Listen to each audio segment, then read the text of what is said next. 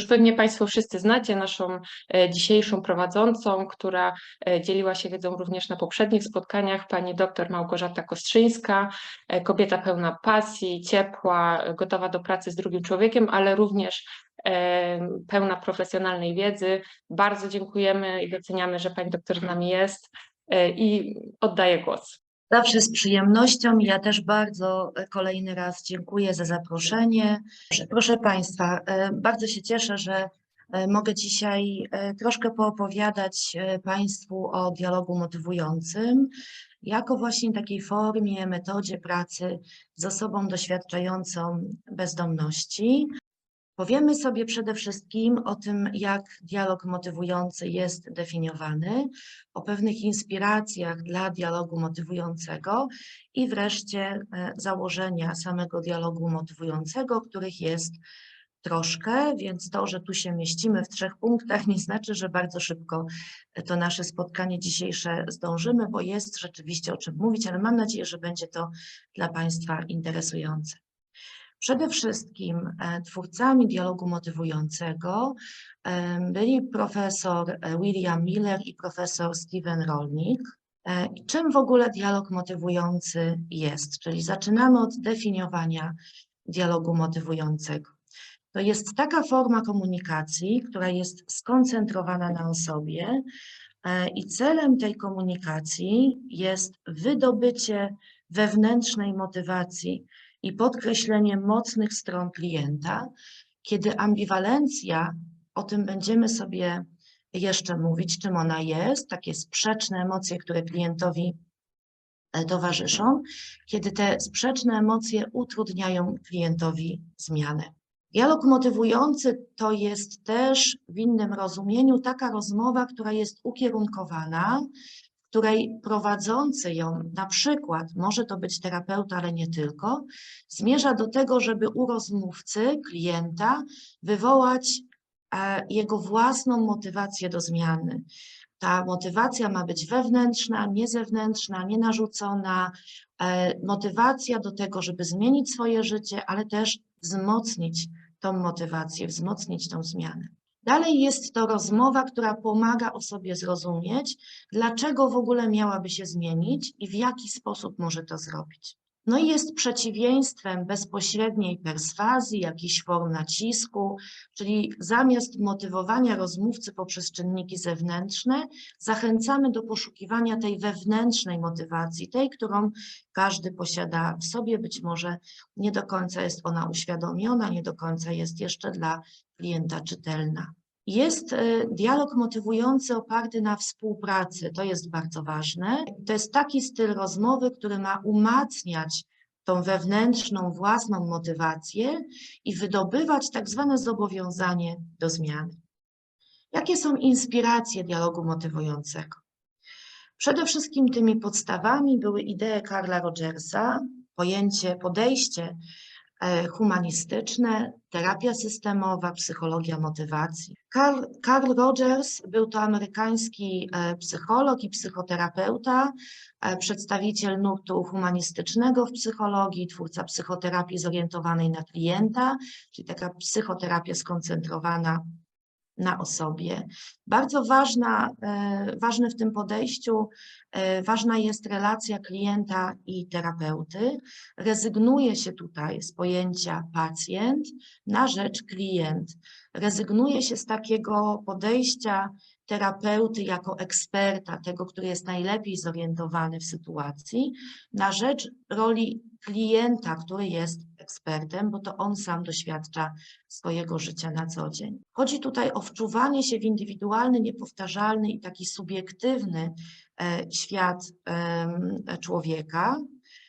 I tą rolą psychoterapeuty jest stworzenie takich warunków, które by umożliwiły klientowi swobodny wgląd w siebie, taki jakby zastanowienie się nad swoją sytuacją aktualną, nad tym, co może zmienić, jak ta zmiana może wyglądać, wsparciem go w tych procesach też poznawczych. To wszystko dało pewne podwaliny, pewną podstawę do rozwoju dialogu motywującego. Teraz, jakie w ogóle są założenia dialogu motywującego? Zaczynamy od takiego pierwszego założenia podstawowego, czyli tak zwanej pracy w duchu dialogu motywującego. Bardzo ważne jest tutaj to, by okazywać klientowi szacunek i zrozumienie. I ten szacunek, zrozumienie winny mieć miejsce niezależnie od tego, w jaki sposób klient się zachowuje, jaki ma rodzaj problemu, jak ta współpraca z klientem przebiega. Niezwykle istotne jest okazywanie klientowi empatii poprzez taką zdolność odczuwania doświadczeń w taki sposób, jak on je przeżywa. Niejednokrotnie ważne jest takie usłyszenie tego, czego czasem klient nie wypowie, czyli też tego, co gdzieś kryje się między słowami, między wierszami, co kryje się w jakiś sposób w tym, co klient też decyduje się przemilczeć. Ważne jest bardzo w ramach myślenia w duchu dialogu motywującego, by skupić się na znaczeniu, jakie te przeżycia klienta mają dla niego samego. Nie tylko jakie one są, jak on je przeżywa, ale jakie one mają dla niego znaczenie. Istotne jest okazywanie klientowi troski, nie tylko współczucia, okazywanie akceptacji. Bardzo ważne wspieranie poczucia sprawstwa klienta, podtrzymywanie jego wiary w jego zdolność do kontrolowania swoich własnych zachowań, wpływania na własne życie, takie podkreślanie decyzji, które podejmuje, czyli wspieranie, wzmacnianie jego autonomii, samostanowienia, po to, by mógł spełniać własne potrzeby, własne marzenia, pragnienia, by mógł osiągać te cele, które wynikają z wartości, którymi się w życiu kieruje. A więc wzmacniać należy tą wiarę klienta w to, że jest w stanie osiągnąć swoje cele, swoje marzenia. Dalej istotna jest współpraca, czyli znowu zachowanie takiej symetryczności w relacji, nie dyktowanie pewnych rozwiązań, ale pozwalanie wydobywać samodzielnie klientowi te pomysły, te rozwiązania, które mogą zmienić jego życie w tym kierunku, jaki on sam nadaje we współpracy. Ważne jest okazywanie akceptacji. Niezbędne jest przede wszystkim poznanie zdolności, takich sił klienta, jego zasobów, jego potencjału i należy się na tym dużo bardziej koncentrować niż na rozpoznaniu, co też jest istotne, pewnych deficytów, które posiada, których doświadcza. Jak wspomniałam wcześniej, to klient jest tutaj ekspertem, to on przeżywa swoje życie na co dzień i to on wie najlepiej, czego doświadcza, jak wyglądają te jego przeżycia. Istotne jest w duchu dialogu motywującego to, by stwarzać taką przestrzeń, gdzie to sam klient, a nie specjalista, będzie wytwarzał, wymieniał powody zmiany. I wreszcie sam duch dialogu motywującego to nie jest pewien warunek, który ma poprzedzać stosowanie tej metody, ale raczej powinien być konsekwencją jej praktykowania. Czyli podstawą jest otwartość na patrzenie na klienta w takim duchu i autentyczna ciekawość jego perspektywy, a przynajmniej taka w pewnym sensie, jak mówią twórcy metody, rezygnacja z własnej w klienta niewiary. Jeśli nawet nie jesteśmy w stanie od samego rozpoczęcia procesu wspierania wytworzyć tej autentycznej ciekawości jego perspektywy, to przynajmniej zrezygnować z niewiary w jego możliwości. Kolejne założenie dialogu motywującego opiera się na odpowiedzialności za zmianę i zdolności, w ogóle zdolności do tej zmiany, które leżą po stronie klienta. Tutaj warto mieć świadomość i wzmacniać od samego początku fakt, że w samym kliencie tkwi siła, potencjał, taka motywacja i energia do tego, żeby zmieniać swoje życie w nadawanym przez siebie kierunku. I tylko i wyłącznie klient może o tej zmianie zdecydować i może ją wprowadzić. Jest to rola, jest to zadanie klienta, a nie specjalisty wspierającego, który z nim pracuje. Podstawą jest tutaj oczywiście poczucie odpowiedzialności i decyzyjności klienta i specjalista jest odpowiedzialny za przebieg samej rozmowy, ukierunkowanie klienta w taki sposób, by mógł dojść do tego, co sam uważa za dobre rozwiązanie, ale odpowiedzialność za osiągnięty rezultat spoczywa wyłącznie na samym kliencie. Kolejne założenie, bardzo istotne dla dialogu motywującego, to jest tak zwana ambiwalencja wobec zmian. Przede wszystkim chodzi o rozwijanie ambiwalencji poprzez poszukiwanie i poznawanie wewnętrznych przekonań i uczuć klienta na temat tego, jakie znaczenie ma wprowadzenie tej zmiany dla niego samego. Czyli ważne jest poznanie ważnych wartości dla niego i tego, jak on siebie samego postrzega. W zasadzie powinnam była zacząć od tego, czym ambiwalencja w ogóle jest. Jest to ścieranie się takich przeciwstawnych argumentów. To pewien stan umysłu, w którym doświadczamy współwystępujących, ale sprzecznych uczuć, myśli, działań odnośnie czegoś, odnośnie jakiegoś pomysłu na zmianę, na działanie. Czyli jest to bardzo istotny, silny, niejednokrotnie dylemat rozbieżności. Co chcę zrobić, ale być może obawiam się, że nie dam rady, że mi to nie wyjdzie. Czyli te rozbieżności możemy rozwijać na obu krańcach. Istotne jest to, że ambiwalencja może blokować dążenia człowieka do zmiany. Czyli na przykład zaczynamy umniejszać powagę problemu, czy zakres tego problemu. Możemy nie być wystarczająco zmotywowani do tej zmiany. Możemy ujawniać brak zainteresowania zmianą, czy bardzo różne obawy przed tą zmianą. Ważne jest to, żeby koncentrować się w ramach prowadzenia dialogu motywującego na rozwiązywaniu ambiwalencji, czyli warto neutralnie przeanalizować sytuację i ewentualną zmianę tej sytuacji z obydwu stron ambiwalencji, czyli tego, co świadczy na rzecz, na korzyść zmiany i tego, co by świadczyło na rzecz unikania zmiany, pozostawania w tym stanie, w jakim jesteśmy aktualnie. Warto oczywiście jednocześnie wzmacniać to opowiedzenie się za zmianą, wdrożenie i utrzymanie tej zmiany. No i oczywiście takie wahania, wątpliwości klienta są całkowicie naturalne, kiedy stoi w sytuacji wyboru.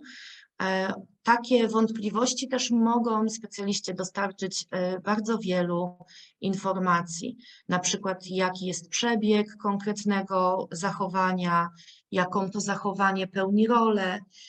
Te wątpliwości, co też jest dość istotne, o tym warto pamiętać, one nie pojawiają się tylko przed podjęciem jakiejś konkretnej decyzji o zmianie, ale mogą towarzyszyć klientowi także podczas wdrażania tej zmiany, ale już także w trakcie jej utrzymywania. I jeśli uda się dotrzeć z klientem do takiego momentu, w którym jest zaalarmowany przeżywaną ambiwalencją, czyli gdzie jest w porównaniu z tym, gdzie chciałby być, gdzie jest teraz, a gdzie chciałby być, gdzie chciałby dotrzeć, i potrafi się odwrócić te jego myśli od bronienia się, od zaprzeczania, kiedy mówi, że nie jest wcale aż tak źle, albo od różnych prób racjonalizacji, kiedy mówi i tak tego nie chciałem, czy projekcji, to nie jest mój problem, ale kogoś innego. Kiedy uda nam się przez to przebrnąć, to zdecydowanie wzrasta prawdopodobieństwo, że klient rzeczywiście dokona realnej zmiany. I to, jaką wagę ktoś nadaje zmianie, jest bezpośrednio powiązane z gotowością do podjęcia tej zmiany. Jeśli ktoś nisko ocenia znaczenie zmiany, określany jest często mianem będącego w zaprzeczeniu, inaczej oporującego. I w dialogu motywującym traktuje się niską wagę problemu jako taki pewien sygnał, czyli niska waga to niska gotowość do zmiany, a więc jednocześnie mała motywacja do tej zmiany. Czyli to pokazuje, że rozbieżność doświadczana przez klienta jest niewystarczająco duża, żeby był na tyle zmotywowany, żeby rzeczywiście do tej realnej zmiany doprowadzić poprzez bardzo konkretne, realne działanie. Kolejne założenie to jest taka relacja między ambiwalencją a odruchem naprawiania. Tutaj fragment wypowiedzi autorów dialogu motywującego. Na widok człowieka, który zbacza na manowce, czy choćby snuje się bez celu, natychmiast pojawia się odruch, by nawrócić go na właściwy kurs. Jest to pragnienie szlachetne, choć niewątpliwie mogą występować spore różnice w rozumieniu, czym ów właściwy kurs jest. Czyli, co pewnie naturalne, czymś zupełnie innym może być właściwy kurs dla nas, czymś zupełnie innym dla klienta, z którym pracujemy. I w kontakcie z osobą przejawiającą ambiwalencję często mamy taką potrzebę, żeby pomóc mu w osiągnięciu tej zmiany i możemy próbować używać takiego stylu, określeń, słownictwa, który miałby dowodzić konieczność wprowadzenia tej zmiany. Zaczynamy wtedy często nieświadomie brać odpowiedzialność za wprowadzanie zmiany, zaczynamy dowodzić konieczności, potrzeby wprowadzenia tej zmiany, czasami narzucamy wykonanie pewnych rzeczy, dyrygujemy tym procesem, kierujemy, nadzorujemy, sprawdzamy wprowadzanie zmiany, czyli staramy się być przewodnikami, rozkazywać, rozstrzygać sytuacje trudności, sugerować, narzucać, konfrontować. Czasem w takim skrajnym przypadku zaczynamy straszyć różnymi konsekwencjami. Łatwo się pewnie domyślić, że jest to kierunek niepożądany, taki, który nie doprowadzi do pozytywnych efektów tej współpracy. Czyli ten tak zwany odruch naprawiania może wywołać różne zachowania ze strony klienta. Może wywołać jego sprzeciw, bunt, może zaczynać zaprzeczać tej sytuacji, temu problemowi, ale z drugiej strony może spowodować wzrost atrakcyjności zachowań objętych restrykcjami, czyli na przykład zaczyna się zwiększać częstotliwość spożywania alkoholu czy stosowań przemocowych, jeśli tego dotyczy współpraca. Co istotne, osoba, która doświadcza ambiwalencji, jest bardzo dobrze zaznajomiona z argumentami, które przemawiają za zmianą i przeciwko tej zmianie. Jeżeli będziemy przytaczać te argumenty na rzecz zmiany, osoba, która przejawia ambiwalencję, prawdopodobnie może podjąć rękawice i zacznie wtedy bronić przeciwnego stanowiska. Czyli skłonienie kogoś do zwerbalizowania jednego aspektu zagadnienia powoduje, że osoba zmienia swoją opinię w tym kierunku. Wnioskiem z tego jest fakt, iż jeśli będziemy my sami, specjaliści, będziemy przedstawiać argumenty za zmianą, a klient zacznie przytaczać w związku z tym argumenty przeciwko tej zmianie, to dzieje się wtedy proces zupełnie odwrotny do tego, który chcielibyśmy osiągnąć, do którego chcielibyśmy dążyć w ramach pracy poprzez dialog motywujący. Kolejne bardzo ważne założenie dialogu motywującego łączy się z pracą z oporem. Ta praca z oporem, czy najpierw sam opór, wiąże się z bardzo konkretnymi, określonymi uczuciami, zachowaniami, które zachodzą w relacji interpersonalnej pomiędzy klientem a specjalistą wspierającym. Objawem oporu w relacji może być niezgoda, inaczej tak zwany rozdźwięk. I to są ten rozdźwięk, ta niezgoda, to są wszelkie sygnały, wszelkie symptomy, które świadczą o zakłóceniu relacji terapeutycznej. To może być spieranie się, przerywanie, zaprzeczanie, ignorowanie, obrażanie, to może być zapominanie o spotkaniach, ale też spóźnianie się na spotkania, mówienie za dużo albo mówienie nie na temat, albo milczenie. I sam opór, warto pamiętać, że nie jest cechą charakteru klienta, czy jakimś stanem chronicznym, ale może być wyrazem naturalnej chęci podtrzymania status quo i obawy przed zmianą. Czyli kiedy na przykład klient odczuwa presję przy jednoczesnym zdecydowanie braku gotowości na zmiany, ale też może być wyrazem jakości relacji między klientem a specjalistą, na przykład na skutek braku zaufania, braku współpracy czy różnych wzajemnych nacisków.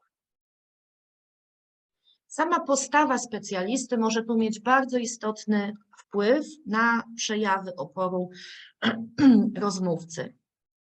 Ta postawa może ułatwić zmianę, jeśli specjalista okaże zrozumienie dla siły ambiwalencji, będzie gotowy nad nią pracować razem z klientem, ale też jeśli uniknie etykietyzowania osoby jako takiej oporującej, niechcącej wejść we współpracę, kiedy potraktuje te zachowania oporujące bardziej jako pewien sygnał, że czegoś w tej relacji brakuje, że być może podąża nie w tym kierunku pożądanym i że sam specjalista powinien coś zmienić, żeby spróbować z powrotem tą relację skierować na właściwe tory. Pewna niezgoda, kiedy klient reaguje złością czy w jakiś inny sposób trudny, który wydaje się, że tego specjalistę odpycha, również może być bardzo wrażliwa na interwencję samego specjalisty, na to, jaki będzie miał pomysł na poradzenie sobie z tą sytuacją. I źródło samej niezgody można najczęściej powiązać z niepokojem klienta dotyczącym tego, czy terapeuta jest w ogóle w stanie mu pomóc, ale też przede wszystkim, czy jest w stanie go zrozumieć, czy nie będzie go oceniał, czy będzie akceptował jego osobę, ale też jest wyrazem takiego własnego niepokoju, obawy dotyczącej tego, czy jest w stanie kontrolować, czy klient jest w stanie kontrolować przebieg terapii. No i oczywiście kolejny raz, ten sposób, w jaki terapeuta, specjalista wspierający zareaguje, będzie decydowało, czy on wywoła tą niezgodę, czy będzie w stanie ją usunąć, czy ją wzmocni, czy ją usunie. Terapeuta powinien zatem mieć wyostrzoną uwagę na to, co klient mówi i co bardzo ważne, o czym wspominałam na początku, jakie jest znaczenie tego, co klient mówi. Czyli wspierający powinien pozostawać uważny na pojawiające się możliwości pogłębienia zaangażowania klienta w cel zmiany. Jeśli specjalista zaczyna reagować w jakiś sposób defensywny, może czasami wrogi, może zaczyna wchodzić w ten spór, prawdopodobnie dojdzie wówczas do zwiększenia, do wzmocnienia niezgody. Jeśli jednak specjalista pozostaje uważny, wyrozumiały, cierpliwy, słucha tego, co mówi klient, zastanawia się, jakie to może mieć znaczenie, wówczas może doprowadzić do ograniczenia niezgody. Kolejne ważne informacje dotyczące pracy z oporem dotyczą tego, by starać się unikać odruchu naprawiania, unikać, pracując w dialogu motywującym, bezpośredniej perswazji, która tylko zwiększa opór. Czyli prowadzić w taki sposób rozmowę, który by zmniejszał opór, stawiał na słuchanie klienta, empatyczne rozumienie perspektywy, czyli w tak zwanym duchu dialogu motywującego. Warto wówczas używać odzwierciedleń złożonych, innych narzędzi, o których za chwilę będzie mowa, które pozwolą jeszcze bardziej przyjrzeć się tej ambiwalencji, tej sprzeczności, która klientowi towarzyszy, żeby próbować w ten sposób go odblokować, co zwiększy szanse osiągnięcia celu.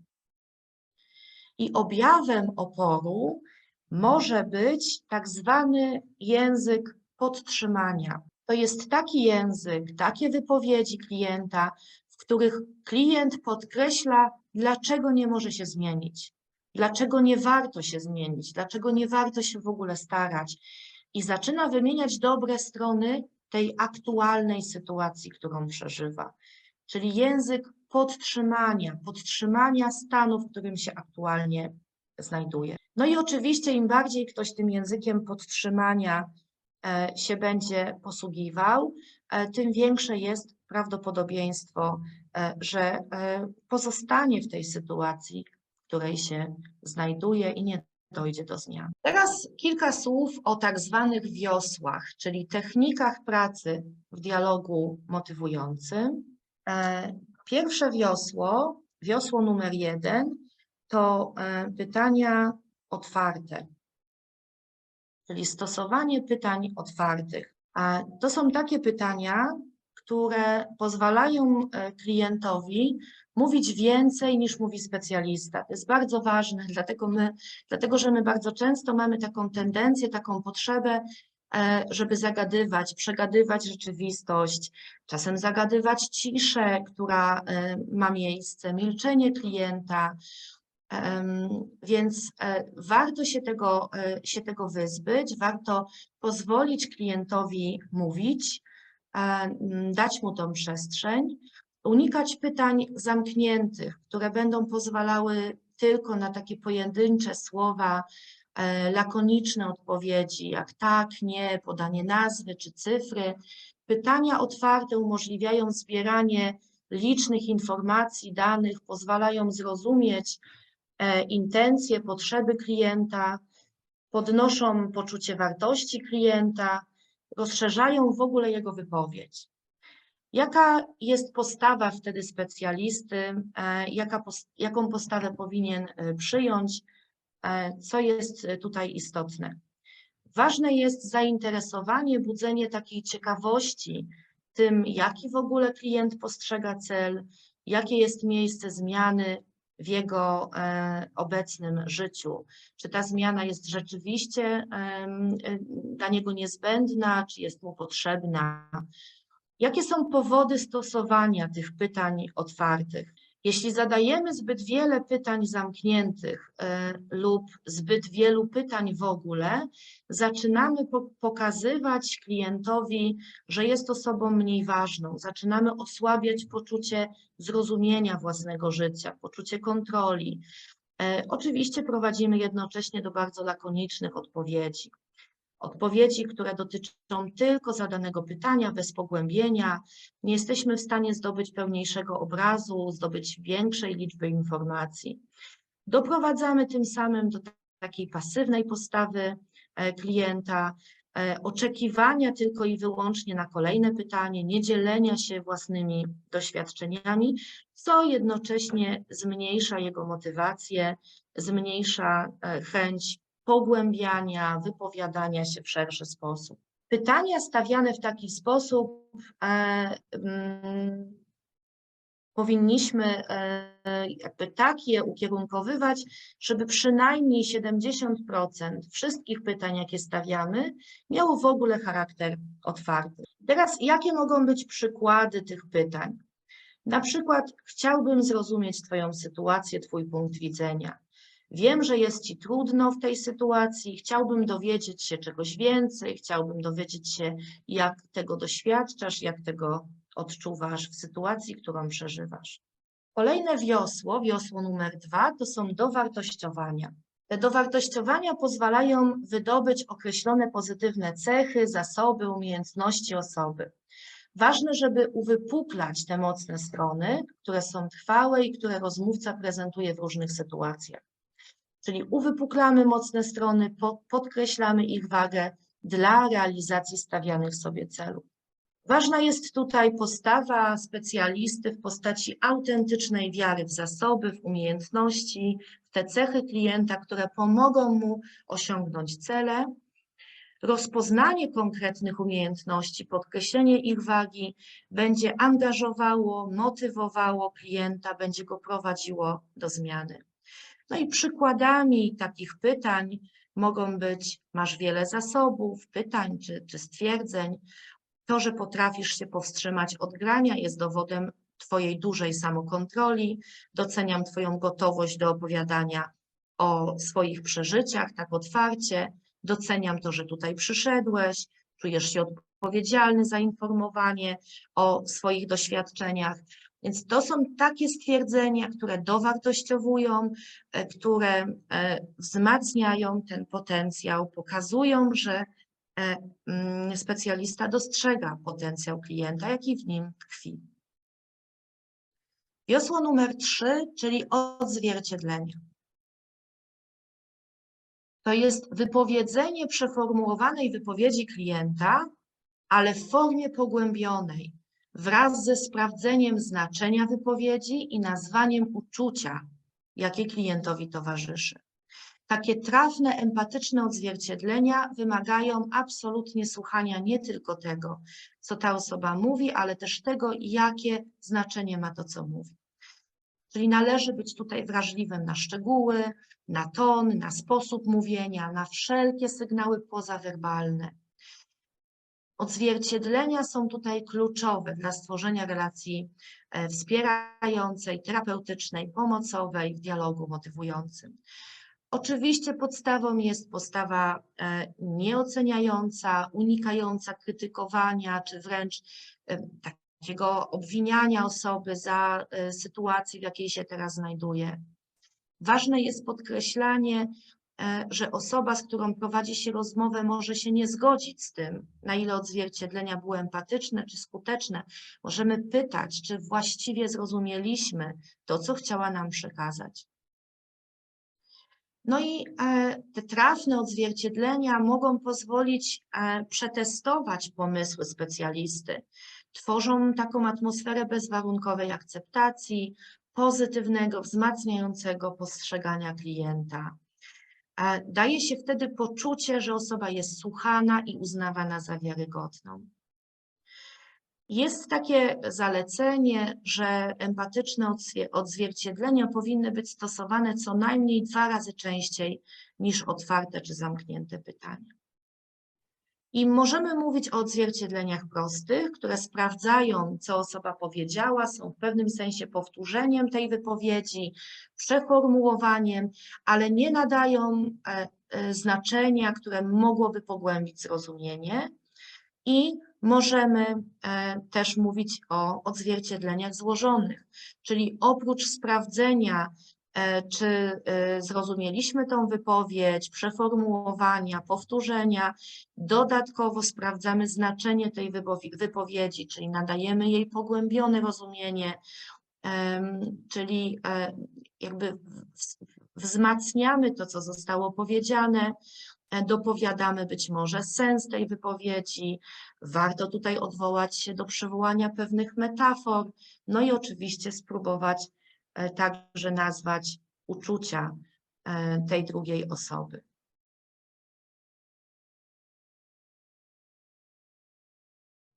Takim przykładem odzwierciedlenia prostego może być stwierdzenie, jest bardzo w kontekście rozmowy z klientem, klientką, która mówi w tym przytoczonym przykładzie: odkąd mój chłopak odszedł, nasz dom wydaje się taki cichy. Na co specjalista może odpowiedzieć: jest bardzo cicho teraz, gdy odszedł. Tak? Tutaj będziemy mieć przykład prostego odzwierciedlenia, ale możemy też wykorzystać odzwierciedlenie złożone, czyli dodajemy znaczenie. Bez chłopaka twój dom wydaje się pusty, masz większą świadomość tego, że jesteś sama. Kiedy dodamy jeszcze ten element emocjonalny, możemy dodać: czujesz się samotna, odkąd odszedł, bardzo za nim tęsknisz. Czyli warto rzeczywiście spróbować wykorzystywać odzwierciedlenia złożone.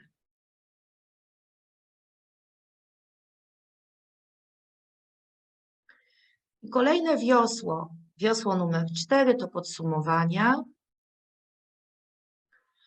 To jest szczególna forma odzwierciedleń, w której zbiera się w wcześniejsze wypowiedzi klienta, praktycznie z całej rozmowy bądź z pewnego ważnego fragmentu, ważnej części. Wybiera oczywiście specjalista to, co warto zawrzeć w podsumowaniu. Warto tutaj zwrócić uwagę na to, co jest przekonaniem klienta dotyczącym zmiany, co jest jego przemyśleniami na temat zmian zachowania. Warto wydobyć ambiwalencję wobec zmiany, jego wiarę, optymizm, że jest to możliwe. Ponownie w tej sytuacji rozmówca poznaje, czuje, ma przekonanie, że jest słuchany, no i oczywiście może zareagować, czyli jest szansa poprawy, zmiany tego sposobu rozumienia. Te podsumowania mogą pozwolić przejść do innego tematu, mogą też w dobry sposób ciekawy domykać spotkania. Czyli jest to zebranie wypowiedzi z naciskiem na przekonania dotyczące zmiany, przemyślenia, ambiwalencję, wiarę, optymizm. Specjalista dąży do lepszego zrozumienia w rozmowie, otwarcia się na ewentualne poprawki ze strony klienta, ewentualną zmianę interpretacji, podkreśla te wypowiedzi klienta, które mają wzmacniać pozytywy, zasoby. Jednocześnie pokazuje rozmówcy, że jest uważnym słuchaczem, że jest ukierunkowany na klienta, na jego wypowiedzi, na cel, do którego zmierza, otwiera się na kolejne tematy. Przykładem może być rozmowa: czasami się martwię, że za dużo gram, że to zaczyna być dla mnie szkodliwe, że tracę zbyt dużo czasu. Na co specjalista, terapeuta: sporo grasz i zaczynasz dostrzegać straty z tego wynikające. To był przykład podsumowania.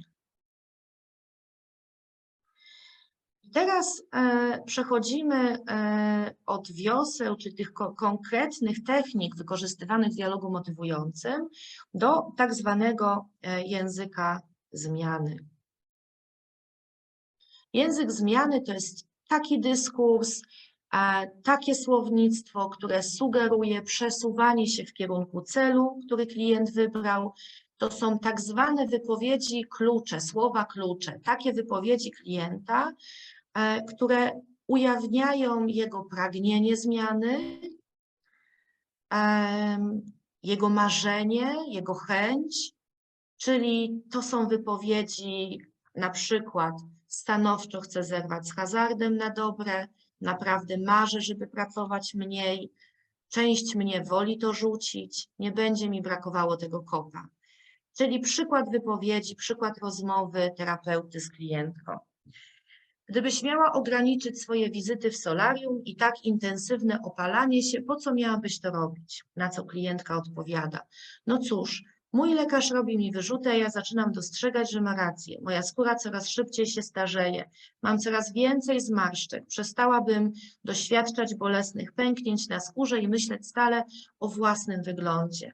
Czyli to jest wypowiedź klientki, która wyraża pragnienie zmiany. Kolejne słowo klucz to są takie wypowiedzi, które wyrażają zdolność do dokonania tej zmiany.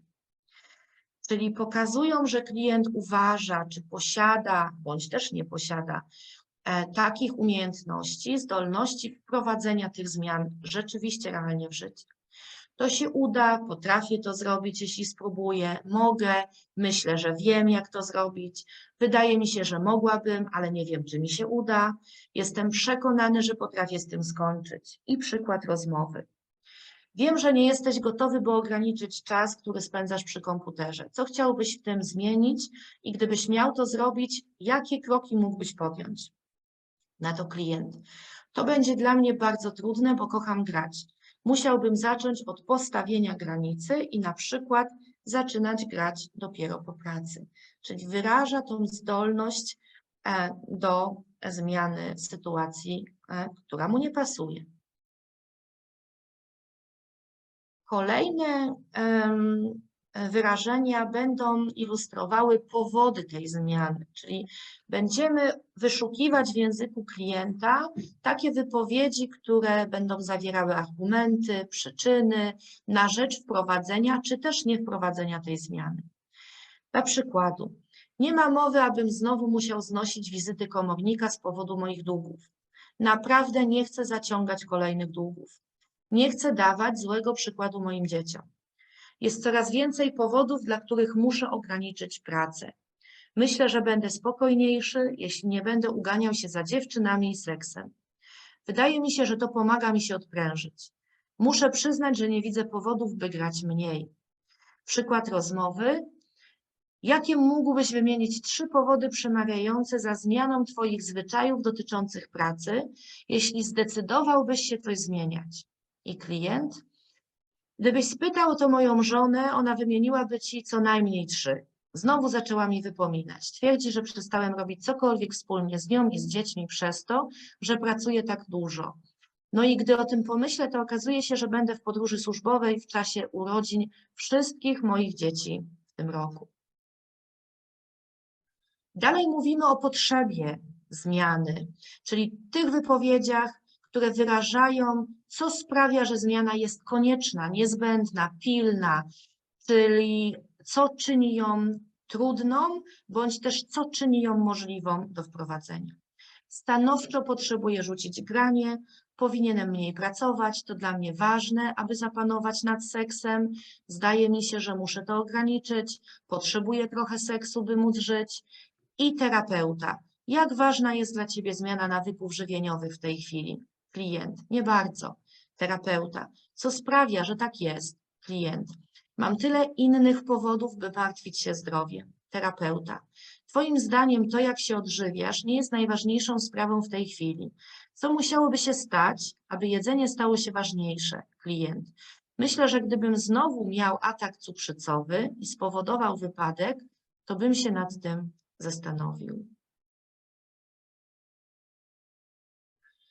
I wreszcie zobowiązanie do zmiany. To są te wyrażenia, które będą ilustrowały zgodę na zmianę, czy już pewne zobowiązanie do podjęcia się tej zmiany. Na przykład gwarantuję, że to zrobię, obiecuję, że podejmę te kroki, sprawdzę, jakie są dostępne sposoby terapii, wiem, że to potrafię, jestem gotów wprowadzić zmiany, planuję chodzić na spotkania grupy wsparcia, wierzę, że sobie poradzę, mam nadzieję, że już nigdy nie doprowadzę do sytuacji. W tym tygodniu postaram się ani razu nie zostać po pracy, zastanowię się nad tym, co omówiliśmy. I przykład rozmowy. Jak myślisz, co zrobisz w związku z tym, jak często obstawiasz? Jakie masz pomysły? Klient. Nie jestem pewien. Mógłbym zrobić tak jak mój kumpel i pójść na spotkanie anonimowych hazardzistów. Chociażby po to, żeby zobaczyć, jak takie spotkania wyglądają. To jeśli chodzi o język zmiany. A teraz przechodzimy do tego, w jaki sposób w ogóle można reagować na język zmiany, który usłyszymy w wypowiedziach klienta, czyli słyszymy pewne wypowiedzi, które świadczą o języku zmiany i jakie mogą być reakcje specjalisty. Możemy rozwijać te wypowiedzi, czyli poprosić o rozwinięcie, o więcej szczegółów, w jaki sposób, jak chcesz to zrobić, podaj przykłady, jak do tego dojdzie. Możemy, co jest bardzo ważne, pytać o benefity, czyli te korzyści bardzo konkretne, które klient osiągnie, jeśli tą zmianę wprowadzi. No i oczywiście te korzyści wzmacniać. Możemy dowartościowywać, wzmacniać język zmiany, doceniać ten język, wspierać go. Bardzo ważne są tutaj odzwierciedlenia, o których mówiliśmy, czyli odzwierciedlamy to, co klient mówi. W pewien sposób wtedy też to utrwalamy i wzmacniamy. Podsumowujemy wypowiedzi klienta w taki sposób, jakby się wybierało kwiaty do bukietu dla niego. Czyli sięgamy z tych wypowiedzi tylko po te pozytywne, po te, które będą wzmocnieniem, będą mu dawały siłę, inspirację. I celem specjalisty jest tutaj wydobycie i wzmocnienie tak zwanego języka zobowiązania, czyli takich wyrażeń jak zrobię to, zamierzam, planuję, a dalej do konkretnego działania, czyli tak zwanego języka zmiany. Teraz w jaki sposób moglibyśmy spróbować ten język zmiany wydobywać u klienta, ale też nie tylko wydobywać, ale też próbować go wzmacniać. To jest znowu powrót do pytań otwartych, o których mówiliśmy, czyli taki najprostszy sposób, najbardziej podstawowy, żeby poznać pragnienia, marzenia, umiejętności, powody, potrzeby tego klienta, które będą jednocześnie swoistymi przykładami języka zmiany.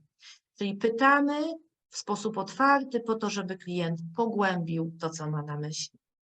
Sprawdzamy skrajności, czyli dopytujemy klienta o to, co jego zdaniem będzie największym zyskiem, ale z drugiej strony, co będzie największą negatywną konsekwencją wprowadzenia albo niewprowadzenia tej zmiany, o której myśli. No i ważne jest w dialogu motywacyjnym także skalowanie, czyli zadawanie takich pytań, które będą w stanie zmierzyć samą motywację klienta pod kątem gotowości do zmiany, ważności tej zmiany, ale też wiary w możliwość wprowadzenia. Przykładem może być wypowiedź: wskaż na skali od 1 do 10, na ile jesteś zdecydowany zmienić to zachowanie. Na przykład ograniczyć granie, gdzie 1 będzie oznaczało całkowity brak gotowości, a 10 maksymalną pewność.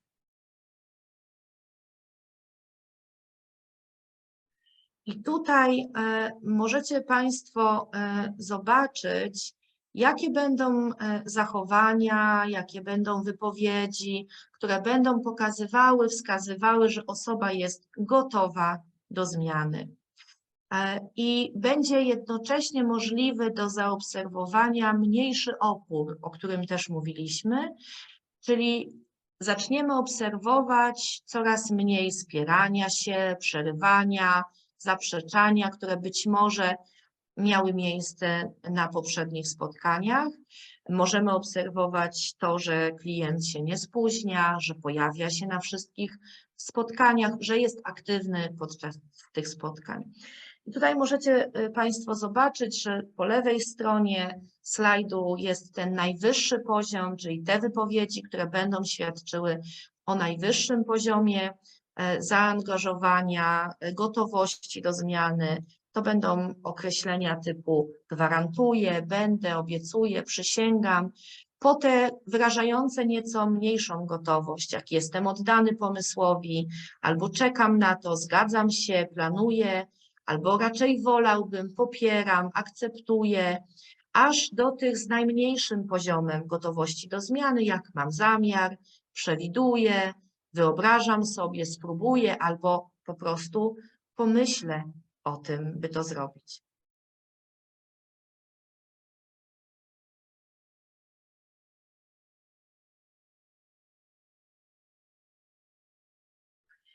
Teraz słów kilka o tych zachowaniach, które pokażą, że osoba jest rzeczywiście gotowa do zmiany, bardzo konkretnych, kiedy zdajemy sobie sprawę, że klient znalazł pewne rozwiązania, możemy wyczuć pewne objawy ulgi u klienta i takiego poruszenia, takiego podekscytowania tym, że znalazł rozwiązanie, że jest gotowy.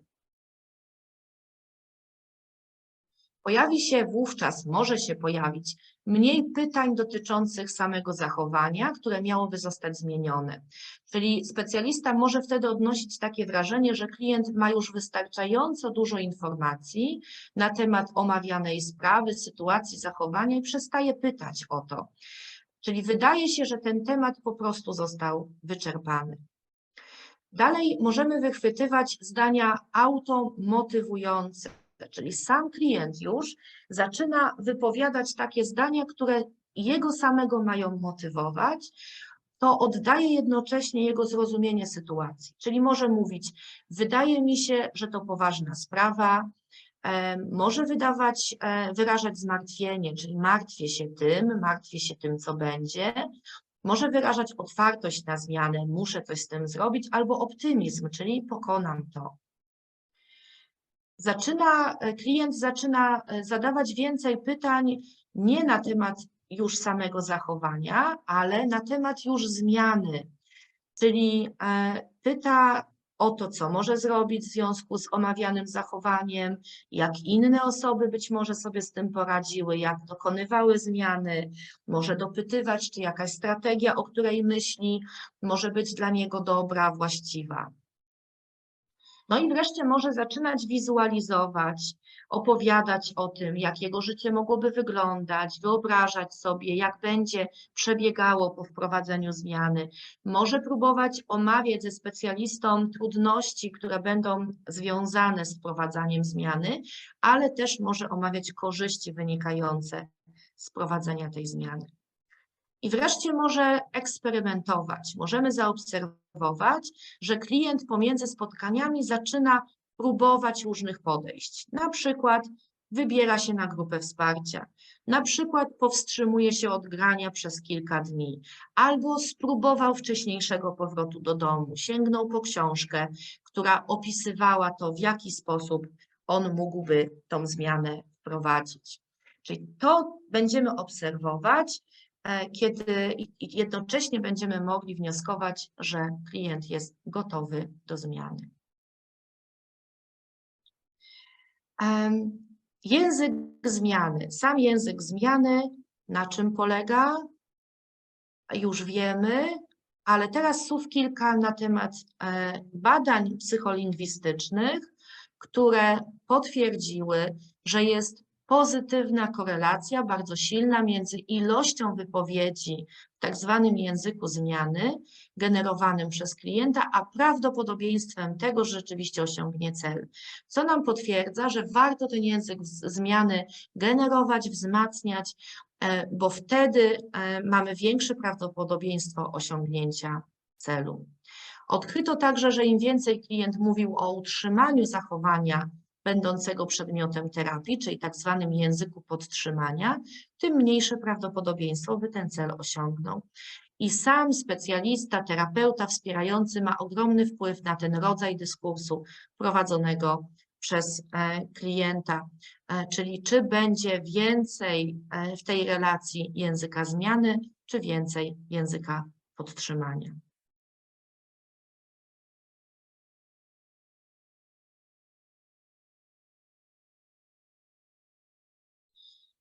Oczywiście troszkę jest to powtórzenie pewnych zasad, o których już też była mowa, czyli opieramy się w ramach dialogu motywującego, opieramy się odruchowi naprawiania, rozumiemy motywację klienta, słuchamy klienta i wzmacniamy jego motywację i jego zaangażowanie do zmiany.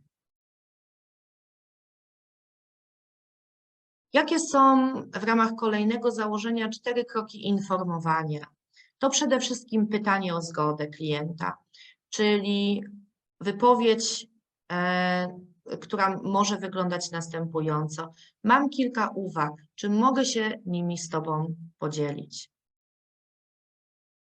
To może być przekazywanie informacji, możesz rozważyć jeszcze kilka innych możliwości, na przykład, i tu wymieniamy, to może być pytanie o zdanie klienta, co sądzisz o tych pomysłach, o których rozmawialiśmy, jakie jest Twoje zdanie. To oczywiście pamiętanie ostatecznie, że w rękach klienta jest ostateczna decyzja o samym podjęciu działania, no i oczywiście o kierunku tego działania. Kolejnym założeniem jest mowa o 4 procesach w ramach dialogu motywującego, czyli zaangażowaniu, czy pójdziemy razem, ukierunkowaniu, czyli dokąd, w którą stronę pójdziemy, w jakim kierunku, wywoływaniu, czy i dlaczego to zrobimy, i planowaniu, w jaki sposób to zrobimy, kiedy.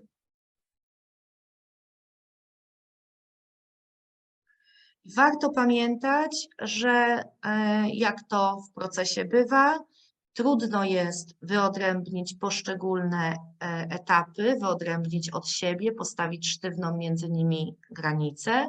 Jest to proces stopniowy. Każdy klient ma własne tempo, nie należy nadmiernie przyspieszać przejścia z jednego etapu do drugiego, bez właśnie pełnego takiego pogłębionego przejścia przez wcześniejsze etapy, chociażby bez sprawdzenia konkretnych trudności, jakie mogą klientowi towarzyszyć. Oczywiście niezwykle istotna jest etyka pracy w dialogu motywującym, czyli ważna kontynuacja pracy nawet wtedy, kiedy nasza wizja tego, co byłoby dla klienta najlepsze, jest rozbieżna z wizją samego klienta. Dalej szczerze mówimy o swoich obawach, o dążeniach w związku z tą współpracą z klientem. Wspólnie wyjaśniamy wizję, dążenia, ostateczna decyzja, znowu to podkreślam, należy do klienta. No i dialog motywujący ma ogromną moc sprawczą, więc bardzo duża jest tutaj waga odpowiedzialności, staranności i dbałości o etykę zawodową. Teraz słów kilka o 3 etapach dialogu motywującego: budowaniu relacji, pracy nad ambiwalencją i wspieraniu poczucia sprawczości. Jeśli chodzi o budowanie relacji, to co pewnie dla Państwa oczywiste, to jest początek współpracy, to jest fundament, podstawa dla tego, jak ta współpraca w ogóle będzie przebiegać na kolejnych etapach. Bardzo ważne jest powstrzymanie się od chęci wprowadzania tych natychmiastowych zmian, natychmiastowych efektów. Ważna cierpliwość, słuchanie zamiast przegadywania rzeczywistości, zrozumienie, empatia, zaangażowanie klienta w zmianę, budowanie takich więzi, takiej relacji, w której klient będzie czuł się bezpiecznie, będzie miał zaufanie do specjalisty. Kolejny etap, czyli praca nad ambiwalencją i rozwiązywanie tej ambiwalencji, to jest poszukiwanie rozbieżności między deklaracjami klienta, tymi deklarowanymi wartościami, potrzebami, celami, a jego obecną sytuacją, obecnym stanem psychofizycznym. To taki etap poznawania wewnętrznego świata klienta, jego emocji, jego obrazu siebie, tego, jak siebie postrzega, co o sobie myśli. To jest aktywne słuchanie z zastosowaniem technik, o których była mowa, odzwierciedlenia, parafrazy, wszystkich wioseł, o których mówiliśmy. No i ten świat wewnętrzny klienta bardzo często okazuje się stawać w sprzeczności z obecnymi warunkami życia klienta i zdaniem profesjonalisty, specjalisty jest pełne empatii wskazywanie tych rozbieżności z jednoczesnym wyrażaniem akceptacji klienta i tego, w jakiej sytuacji się znajduje. Potrzeba wyrażać tutaj nieustannie wiarę w klienta, w to, że może tą zmianę wprowadzić, co będzie go też motywowało do działania. I kolejny, ostatni już etap to wspieranie poczucia sprawstwa, sprawczości klienta, umacnianie klienta, czyli ponownie koncentrujemy się przede wszystkim na poszukiwaniu zasobów, potencjału, na których ta zmiana może być obudowywana, które posłużą do tej zmiany. Ważne jest tutaj poszukanie przyczyn, dla których klient jest w ogóle gotowy na wprowadzanie zmiany w życiu, wzmacnianie ważności. Istotne jest zainicjowanie, podtrzymanie, rozwijanie takiej rozmowy, która miałaby dotyczyć tego, co w ogóle sprawia, że klient chce, że potrafi tę zmianę w swoim życiu wprowadzić, czyli ponownie odwołanie się do motywacji, która tym klientem kieruje. I jak to było wspominane niejednokrotnie, motywacja jest tutaj kluczowa. Należy umacniać tą osobistą, wewnętrzną motywację, zobowiązanie do osiągnięcia konkretnego celu poprzez wydobycie, zbadanie u klienta jej własnych powodów, nie tych zasugerowanych, czy nie daj Boże narzuconych, ale własnych powodów do zmiany w atmosferze akceptacji, współczucia. No i to, co jest charakterystyczne, to ambiwalencja, opór, ale też język podtrzymania przedstawiający zalety aktualnej sytuacji, co może być takim swoistym przeciwnikiem motywacji, co może tą motywację podcinać, osłabiać i z tym powinniśmy przede wszystkim w ramach dialogu motywującego pracować. Tutaj na koniec, ja tego nie będę w tym momencie przytaczać, ale te materiały będą pewnie na zakończenie wszystkich webinarów dla Państwa dostępne, więc jeśli kogoś zainteresował dialog motywujący, to polecam zajrzeć się też tutaj. Jest to przykład rozmowy, która może przebiegać w taki bardzo tradycyjny sposób. Tutaj sobie Państwo doczytacie, że kończy się taką irytacją, trudną relacją dla jednej i drugiej strony, sporymi emocjami też. I przykład takiej rozmowy w tym samym kontekście, w ramach tego samego problemu, ale już przeprowadzonej w duchu dialogu motywującego. I to, co być może będzie dla Państwa istotne, jest jasno tutaj zaznaczone podczas wypowiedzi terapeuty, jaka technika, jakie narzędzie zostało wykorzystane, co tutaj się w tym momencie dzieje, dlaczego taka wypowiedź, a nie inna. Ale to już dla zainteresowanych, kiedy materiały będą dostępne. Ja Państwu bardzo serdecznie dziękuję za dziś i za to wspólne spotkanie i wysłuchanie tego, co miałam Państwu do przedstawienia. No i oczywiście pewnie zaraz będziemy Państwa zachęcać do pytań.